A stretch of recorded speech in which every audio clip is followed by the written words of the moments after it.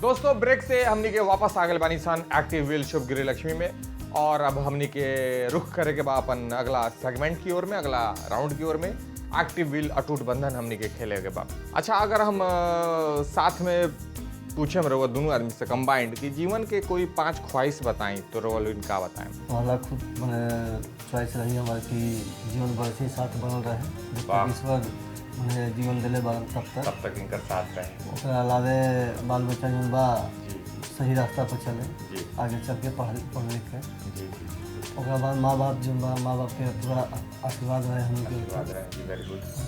3 ख्वाहिश हो गई। एक ठो साईं बाबा के दर्शन करी। 4 ख्वाहिश वाले, 1 ख्वाहिश और बता दी।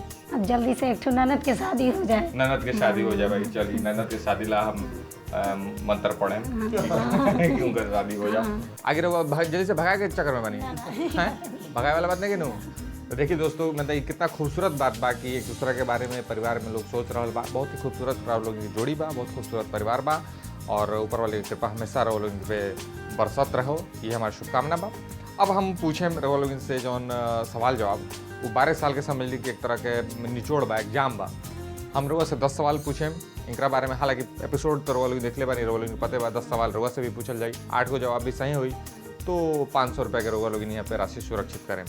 1 मिनट के टाइम दोनों आदमी के दिया तो का खेलल जाओ।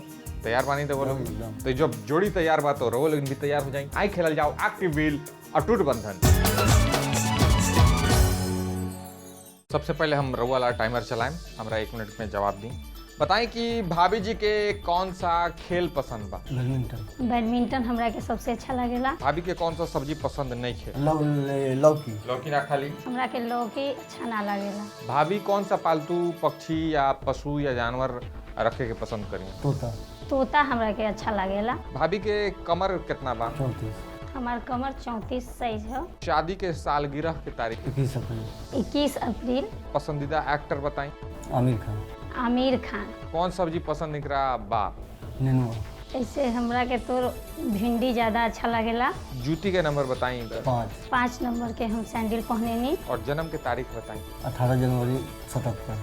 हमार जन्मदिन 18 जनवरी के पड़ेला। भाभी जी बताएं कि सब जवाब सही मिलल है।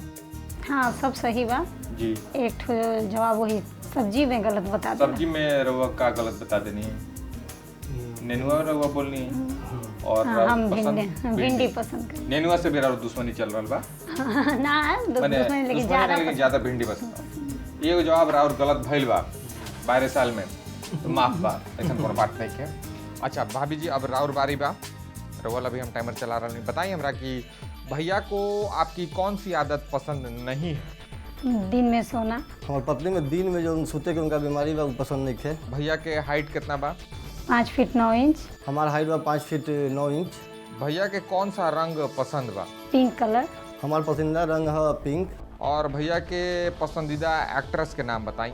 वहीदा रहमान। सबसे बढ़िया अभिनेत्री हमारा वहीदा रहमान। इनकर लास्ट गिफ्ट कब रहे और का रहे। ई हमरा के साड़ी देले रहा। ठीक बा, कब देले रहले। 31 तारीख के। 31 तारीख के देले रहले। लास्ट उपहार उनका दिले बनी 31 तारीख के। वो उपहार में साड़ी हम भेंट के ले रहे। भैया के कौन सा सब्जी पसंद नहीं। नेनुआ।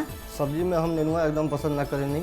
भैया के जन्म की तारीख बताई। 15 अप्रैल 73 में इनका जन्म बा। हमारी जन्म तिथि है 15/4/73। अच्छा भैया के कौन सा खेल पसंद बा।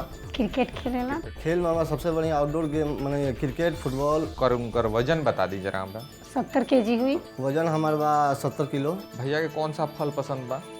आम। हमारा फल में सबसे बढ़िया लगेला आम। का जवाब सब अरुण जी सही बा जी। 12 साल में रहुआ 10 जवाब सही देनी है।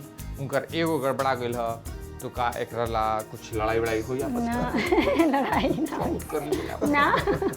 दोस्तों तो ये अटूट जोड़ी 500 रुपए के धनराशि यहाँ पे सुरक्षित कर चुकल बा लोग। और अब हमने के अपन एक बड़ा जरूरी काम पे जाएगा। गेम भी हम खेलत रहनी और बीच में वो काम भी हम कर लेनी। बहुत जरूरी काम बा भाई, बहुत जरूरी काम बा। रउआ लोग समझ गए बानी, मुस्कुरा रहा बानी। ब्रेक लेम, रउआ लोग भी समझ गए ब्रेक लेम और ब्रेक से वापस आएम गेम के जारी करें। रउआ लोग नाराज तो नहीं की। ये जरूरी चीज बा भाई। तो ले रहल बानी छोटा सा ब्रेक, वापस आएम गेम जारी करें। कहीं मत जाई, देखत रही एक्टिव व्हील शुभ गृह लक्ष्मी।